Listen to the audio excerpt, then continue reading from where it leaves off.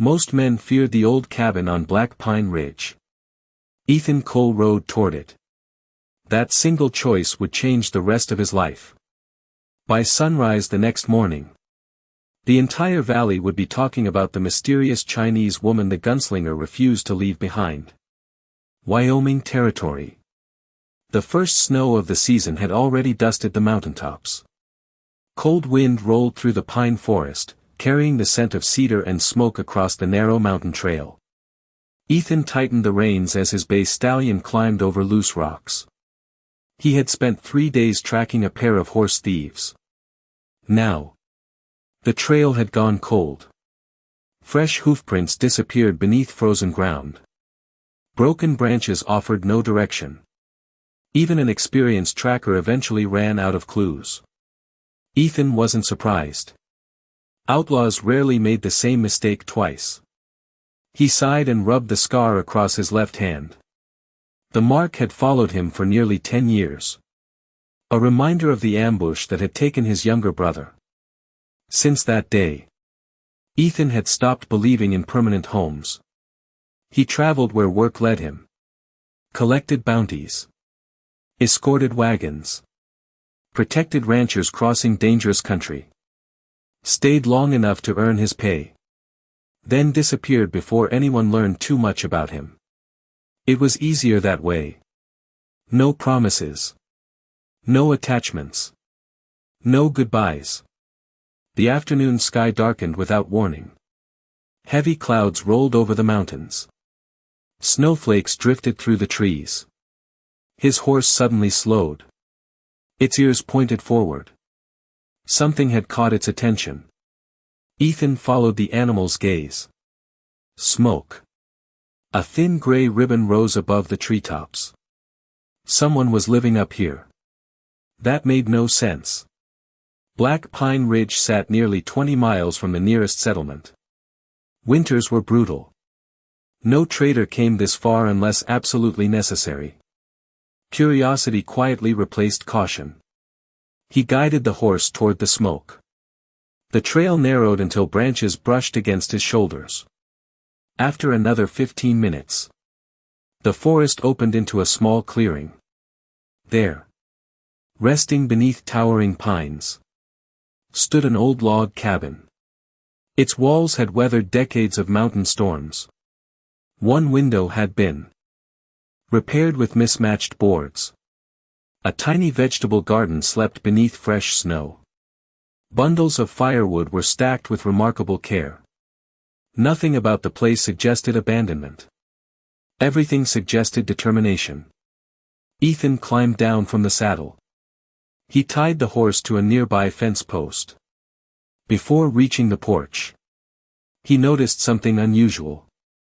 Fresh boot prints. At least 4 different men. None of them matched the smaller footprints leading toward the front door. Someone had visited recently. His hand instinctively rested near the revolver on his hip. He knocked once. No answer. He waited. Knocked again. The door slowly opened only a few inches. Dark eyes studied him through the narrow gap. Sharp. Alert. Untrusting. For several long seconds, neither spoke. Finally, a calm female voice broke the silence.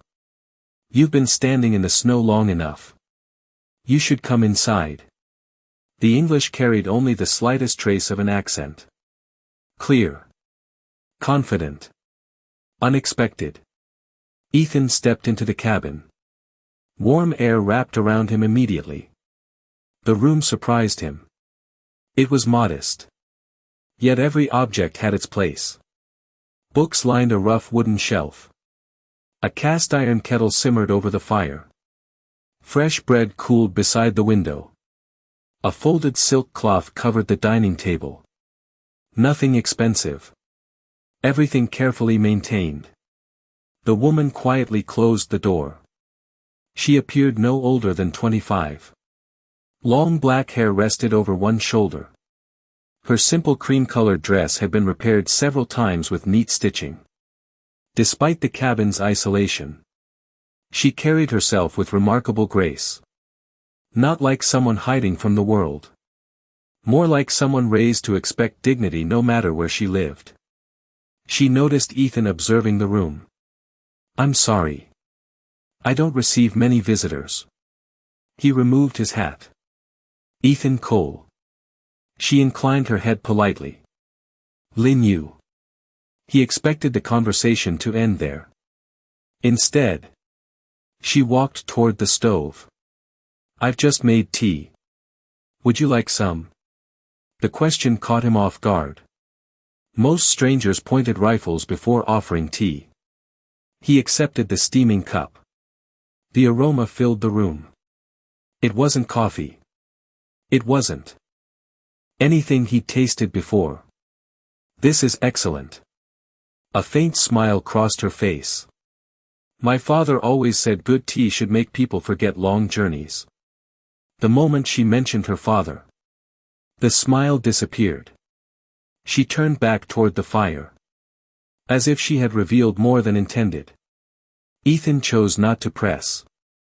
He had learned years ago. People trusted silence more than curiosity. After a while, his eyes wandered across the room again. Near the fireplace stood a beautifully carved wooden chest. Unlike everything else inside the cabin, it showed almost no signs of age. Its polished surface reflected the firelight. An intricate brass lock secured the lid. Ethan wasn't interested in other people's belongings. But he couldn't ignore the contrast. A priceless chest. Inside one of the poorest cabins he'd ever seen. Lin Yu noticed exactly where he was looking. Without saying a word, she stepped between him and the chest. Not aggressively. Simply, protectively. The message was clear. Whatever rested inside, it mattered more than anything else she owned. Ethan nodded once. "I understand." She seemed relieved. Snow continued falling outside. The wind grew stronger. Then, his horse let out a sharp warning whinny. Ethan crossed the room in 2 quick strides and looked through the window. Far below the ridge, 4 riders emerged from the trees. They weren't wandering. They were following the trail straight toward the cabin. Their horses carried no supplies. Only rifles. Ethan's expression hardened. "Friends of yours?" Lin Yu glanced outside. The color drained from her face. For the first time since he had arrived, real fear appeared in her eyes. Her voice fell to a whisper. "They found me." She slowly stepped backward. "If they reach this cabin, they won't leave anyone alive." The 4 riders climbed the mountain trail at a steady pace. They weren't rushing. That worried Ethan more than if they had been charging uphill with rifles raised. Men who already believed victory belonged to them rarely hurried. He quietly stepped away from the window. "How many times have they come here?" Lin Yu kept watching the trail through a narrow gap in the curtain. "This is the 3rd. And every time, they get closer." Ethan reached for his Winchester resting against the wall. "You should have left." A faint, bittersweet smile crossed her face. "I've been leaving my whole life. There wasn't anywhere left to go." Those words lingered in the room. Ethan understood them better than he wanted to admit. Without another question, he moved toward the front door. "What are you doing?" "Buying you time." He opened the door and walked onto the porch before she could stop him. The icy wind slapped against his coat. The riders were now less than 50 yards away. Their leader slowed his horse and looked Ethan up and down. "I didn't expect company." Ethan rested one hand near his revolver. "You found it." The stranger smiled without warmth. "We're looking for someone. I don't suppose you've seen a young Chinese woman living around here." Ethan shrugged. "I've only seen trees." One of the men behind the leader laughed. "That's funny." The leader wasn't laughing. He leaned slightly forward in the saddle. If you value your life, ride away. This isn't your business. Ethan looked directly into his eyes. The moment you brought rifles onto somebody else's porch, it became my business. Silence. Cold. The wind carried snow between them. For several long seconds, neither side moved. Finally, the leader tipped his hat. We'll come back. He pulled the reins. The 4 horses turned around. Within moments, they disappeared into the forest. Ethan remained on the porch until the sound of hoofbeats faded completely. Only then did he return inside. Lin Yu stared at him. They've never left before. They always searched the cabin. They weren't ready for a gunfight today. He placed the rifle beside the fireplace. But they will be next time. She lowered her eyes. I'm sorry. You've been here less than an hour. And already I've put you in danger. Ethan shook his head. No. They made that decision. Not you. The fire crackled softly between them. After a long silence, Lin Yu finally spoke. I suppose you deserve the truth. She walked toward the old wooden chest. For several seconds, her fingers rested on the brass lock without opening it. My father brought me here 7 years ago. He said America was the only place where I could disappear. Ethan listened quietly. He rented this cabin from an old trapper. We were supposed to stay only a few months. But her voice faltered. He never came back. You never found him. She slowly shook her head. I waited. Every week. Every season. Eventually, I realized I wasn't waiting anymore. I was surviving. Ethan looked around the cabin once again. Everything suddenly made sense. The carefully repaired furniture. The neatly stacked firewood. The tiny vegetable garden. Each task had become a way of refusing to surrender. What do you live on? She smiled softly. I sell herbs. Honey. Sometimes embroidered cloth. A merchant from Silver Creek visits once every few weeks. You've managed all this alone. I had no choice. Ethan noticed several books stacked beside the fireplace. One lay open. It wasn't written in Chinese. It was Shakespeare. Another was a geography atlas. A third contained legal documents. You read all these? My father believed language opens doors. So he made me study every day. She paused. Some lessons were harder than others. Ethan smiled. I've met judges with worse English than yours. For the first time. She laughed. It was brief. Quiet. But genuine. The cabin suddenly felt less lonely. Late that afternoon, the storm intensified. Snow buried the mountain trail within hours. Ethan looked outside. No one's getting through that tonight. Lin Yu quietly placed another bowl on the table. You'll have to stay. He hesitated. I don't want to impose. You already scared away 4 armed men. I think dinner is the least I can offer. The meal was simple. Fresh bread. Rabbit stew. Wild mushrooms. Hot tea. Neither spoke very much. Yet the silence no longer felt awkward. It felt peaceful. After supper, Ethan helped carry more firewood inside. As he placed the final log beside the hearth, his eyes caught something hanging above the fireplace.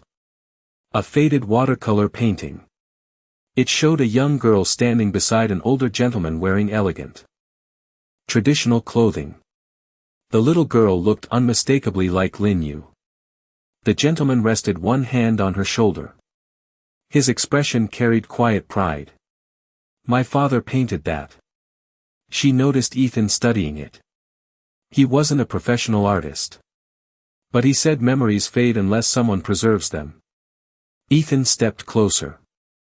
The frame had cracked with age. Still, the painting had been cleaned carefully. Protected. Loved. He must have cared about you very much. He gave up everything. So I could have another chance. Her voice trembled. I don't even know where he's buried. The room fell silent again. Outside, the storm finally began to weaken. Then, a sharp knock echoed against the front door. 3 slow knocks. Not hurried. Not nervous. Deliberate. Ethan immediately reached for his revolver. Lin Yu froze. Her face turned pale. That's not them. She whispered. They never knock. Another 3 knocks echoed through the cabin. This time, a familiar voice called from outside. Miss Lin. It's Samuel. I came from town. I think you need to hear what's being said about you. Ethan slowly opened the door. Samuel, the elderly merchant who occasionally traded with Lin Yu, stood covered in snow. His breathing was heavy from the climb. Without stepping inside, he looked directly at Lin Yu. They've started offering money. For anyone who tells them where you are. Then he lowered his voice. And they've begun asking a different question. They're no longer looking for a woman. They're looking for a princess. The word lingered in the cabin long after Samuel stopped speaking. Princess. Ethan glanced at Lin Yu. She didn't deny it. She didn't explain it either. Instead, she quietly closed the front door. Then slid the heavy wooden bar into place. Samuel removed his gloves and lowered his voice. I shouldn't have come after dark. But they were already asking people in town. They've doubled the reward. Anyone who tells them where Miss Lin is walks away with $500. Ethan frowned. 500. Samuel nodded. That's enough to make desperate men forget their conscience. Silence settled over the room. The fire popped softly. Outside, snow continued falling. Lin Yu finally looked at Samuel. Thank you. The old merchant smiled sadly. Your father once saved my business. I've never forgotten. He turned toward Ethan. Protect her. Some debts can only be repaid once. After Samuel disappeared into the snowy night, the cabin became quiet again. Ethan stood beside the fireplace. You don't owe me an explanation. Lin Yu slowly shook her head. No. But I owe you the truth. She carried the carved wooden chest onto the table. For several moments, she simply rested both hands on the polished lid. Then, she unlocked it. The brass clasp clicked softly. Inside, everything had been wrapped carefully in layers of faded silk. She lifted out the first object. An exquisite jade pendant.